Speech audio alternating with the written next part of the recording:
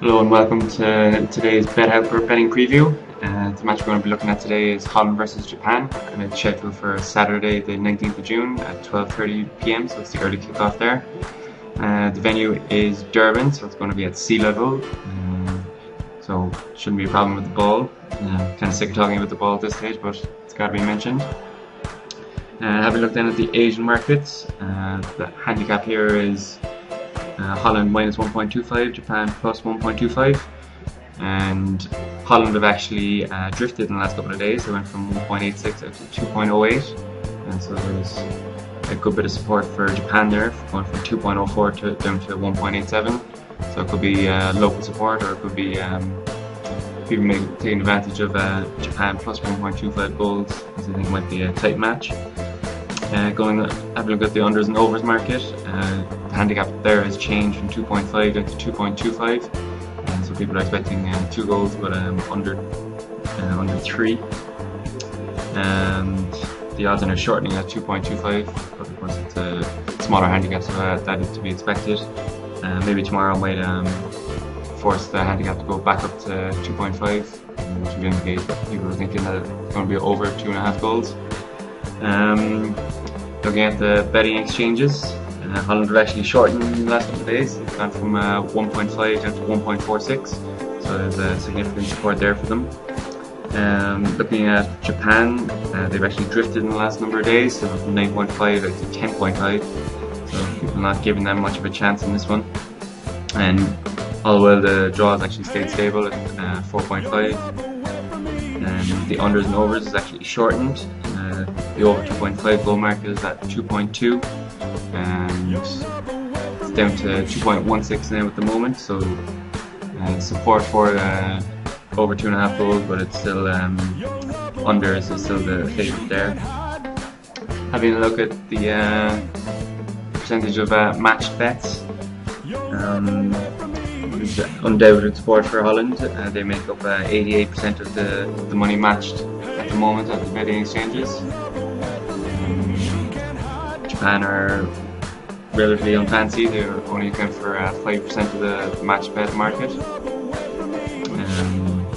and the draw is also not fancy, only making up 7% of the market. In total,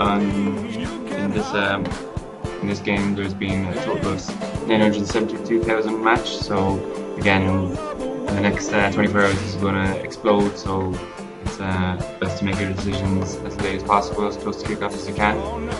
These things can change massively. And looking at the bookmakers, they've had Holland at 1.44 throughout the week, so there's been no change there. And they've had also Japan at 9s for the whole week. Doesn't seem to be much movement, and the draw comes in at 4.2. So that's also stayed stable, so not much movement, but maybe again in the next 24 hours we actually will start to see movement as people will actually start looking towards this game instead of concentrating on the Friday's games. So in short, Holland are increasing on the handicaps, and Japan are decreasing. The goals market has dropped down to the 2.25 handicap, so got the shorting at that, so people are expecting under 2.5 in this one. Looking towards the form, Holland are in very, very good form. Qualified with 100% record obviously, and they're a recent record of 5 wins and only 1 draw, including a 2-0 defeat on Monday against Denmark, where they weren't as impressive as I was expecting, but they still did nothing in the game. Didn't really look to be under too much pressure, so you would expect them to make easier work with Japan in this one. Japan's recent form is pretty poor. They've only 2 victories in their last 6 games and 4 defeats. One of those victories was their 1-0 win over Cameroon on Monday. They only had 3 shots in the whole game, and they somehow managed to score one of those and managed to keep a clean sheet, so they ended up winning that with the lowest amount of shots ever in the World Cup for Victoria's team.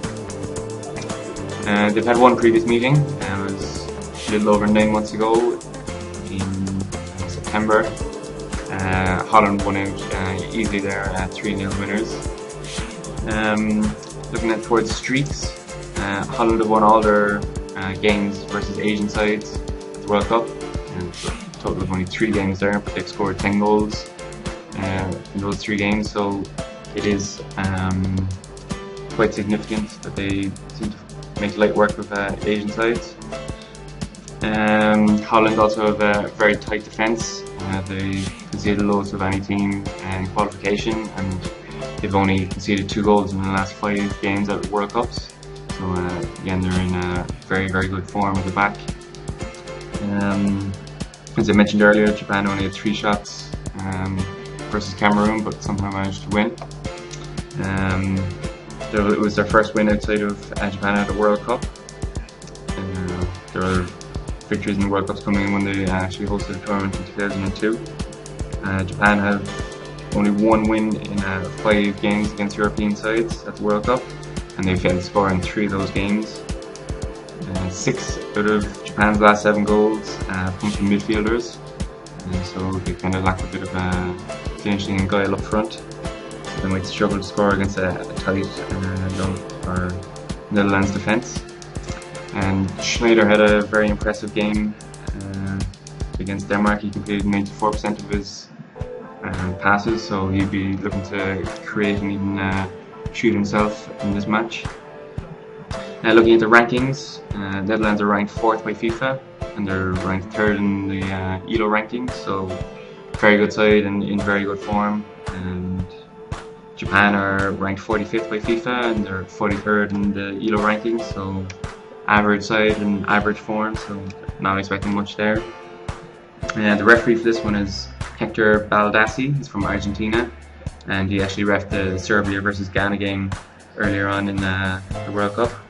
And that game he gave 6 yellows, 1 red and 1 penalty, so he is a ref who likes to be a centre of attention.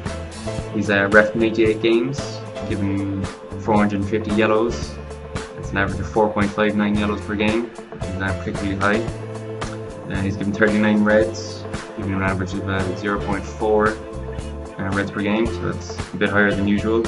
And he also gave 1 the last time out, so he's certainly sticking to his reputation. He's given 25 penalties, giving an average of 0.26 penalties per game.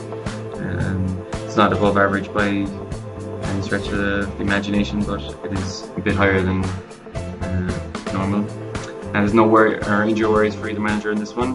The only doubt coming in with Barry and Robin, whether he'll be fit enough to start or if he'll find a place on the bench, it's still yet to be seen. Looking at the probabilities, computer probabilities gives Holland a 74% chance. Computer probabilities give Japan an 11% chance, while the draw is 15%. The implied probabilities then, on the other hand, give Holland a 68% chance, so it suggests that there's still a bit of value there to be had on the Netherlands. The implied probabilities give Japan a 10% chance, so it's about accurate with the computer probabilities. And the implied probabilities for the draw is 22%, which is a bit higher than the 15% of the computer probabilities. So again, we've seen bookmakers going a bit higher there on that one. In terms of suggestions, you'd obviously have to look at Holland draw, whether you think they represent value at their current odds is for you to decide. I wouldn't really think that they are. A way to get value would be looking for them to win and keep a clean sheet. They have a very, very good defence, and Japan struggled to score, only getting 3 shots in their last game. You also look at the overs in this one. We'll monitor the Asian market, see what they think, but it's something to look out for. So check out twitter.com/BetHelper for more up-to-date tips and strategies for this game and all the other games. And leave any feedback and comments underneath, or you can email BetHelper.ie@gmail.com. Thanks for listening.